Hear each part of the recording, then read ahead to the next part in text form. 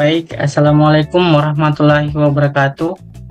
Perkenalkan kami dari kelompok 3 yang beranggotakan 3 orang. Yang pertama, moderator saya sendiri atas nama Muhammad Sahnul Ilham.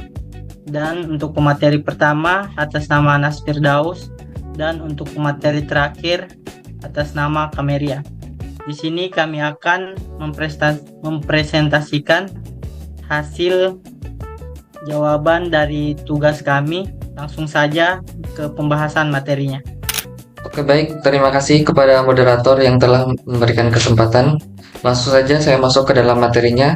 Yang pertama itu adalah studi kasus. Studi kasus yang kita pakai di sini berbasis kejadian nyata, yaitu pada tahun 2020 platform e-commerce seperti Tokopedia mengalami kebocoran data besar yang melibatkan sekitar 91 juta akun pengguna.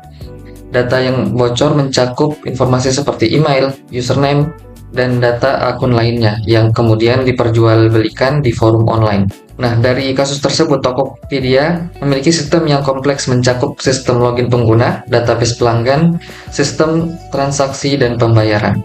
Langsung saja kita masuk ke tugas pertama, yaitu temuan dari COVID atau governance. Yang pertama, temuan pertama adalah kurangnya monitoring dan evaluasi sistem secara menyeluruh, sehingga aktivitas mencurigakan atau potensi kebocoran data tidak terdeteksi dari awal. Hal ini menunjukkan lemahnya fungsi pengawasan dalam tata kelola TI. Yang kedua, atau temuan kedua adalah tidak optimalnya penerapan manajemen risiko dalam pengelolaan sistem informasi, sehingga ancaman terhadap keamanan data tidak diantisipasi secara maksimal. Hal ini menunjukkan kurangnya perencanaan strategis dalam mengelola risiko TI. Nah, kita masuk ke nomor 2, yaitu temuan dari ISO 27001 atau keamanan informasi. Yang pertama, itu ditemukan adanya indikasi bahwa keamanan terhadap data pengguna belum diterapkan secara optimal, sehingga data dapat diakses oleh pihak yang tidak berwenang. Hal ini menunjukkan lemahnya pengendalian akses atau akses kontrol dalam sistem. Yang kedua, tidak adanya mekanisme monitoring dan deteksi insiden yang efektif, sehingga kebocoran data tidak dapat segera diketahui dan ditangani. Hal ini menunjukkan kurangnya pengawasan terhadap aktivitas sistem dan potensi ancaman keamanan. Mungkin itu saja dari saya. Saya lanjutkan ke rekan saya. Baik, di sini saya akan lanjutkan pada tugas ketiga, yaitu narasi terintegrasi. Pada kasus kebocoran data yang terjadi, dapat dilihat bahwa permasalahan utama tidak hanya terletak pada sisi teknis, tetapi juga berasal dari tata kelola sistem itu sendiri. Kurangnya monitoring serta evaluasi sistem menyebabkan aktivitas mencurigakan yang tidak dapat terdeteksi sejak awal. Hal ini kemudian berdampak pada sisi operasional, di mana sistem monitoring dan deteksi insiden juga tidak berjalan dengan baik. Akibatnya, kebocoran data baru diketahui setelah kejadian sudah cukup besar. Selain itu, manajemen risiko yang belum optimal juga membuat potensi ancaman terhadap keamanan data tidak diantisipasi dengan baik. Dampaknya terlihat pada kontrol akses yang masih lemah, sehingga data pengguna bisa diakses oleh pihak yang tidak berwenang. Dari sini bisa dilihat bahwa kelemahan pada governance atau COVID berpengaruh langsung terhadap kelemahan pada implementasi keamanan informasi atau ISO 27001 yang akhirnya menyebabkan terjadinya kebocoran data.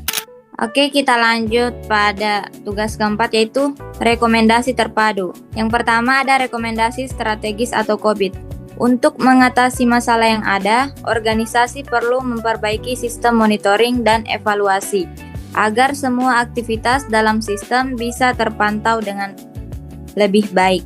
Selain itu, penerapan manajemen risiko juga perlu ditingkatkan, sehingga setiap potensi ancaman bisa diidentifikasi dan dicegah lebih awal. Perusahaan juga sebaiknya memiliki kebijakan keamanan informasi yang jelas dan terarah. Rekomendasi teknis. Dari sisi teknis, kontrol akses perlu diperkuat agar tidak semua pihak bisa mengakses data secara bebas. Misalnya dengan menerapkan sistem seperti multifaktor authentication atau MFA, dan pembatasan akses berdasarkan peran pengguna. Selain itu, perusahaan juga perlu memiliki sistem monitoring dan deteksi insiden yang lebih baik agar kejadian seperti kebocoran data bisa segera diketahui dan ditangani. Pengujian keamanan sistem secara berkala juga penting dilakukan untuk memastikan bahwa sistem tetap aman dari berbagai ancaman. Di poin ketiga atau C, ada rekomendasi terintegrasi. Secara keseluruhan, perbaikan tidak bisa hanya dilakukan di satu sisi saja. Tata kelola TI yang baik harus berjalan seiring dengan penerapan sistem keamanan yang kuat. Dengan begitu, resiko kebocoran data bisa diminimalkan dan kepercayaan pengguna tetap terjaga. Oke, mungkin dari saya itu saja. Selanjutnya saya kembalikan kepada moderator. Baik, tadi adalah hasil presentasi dari kelompok kami. Lebih dan kurangnya mohon dimaafkan. Dengan ini saya akhiri dengan ucapan billahi fisabilil haq, fastabiqul khairat. Assalamualaikum warahmatullahi wabarakatuh.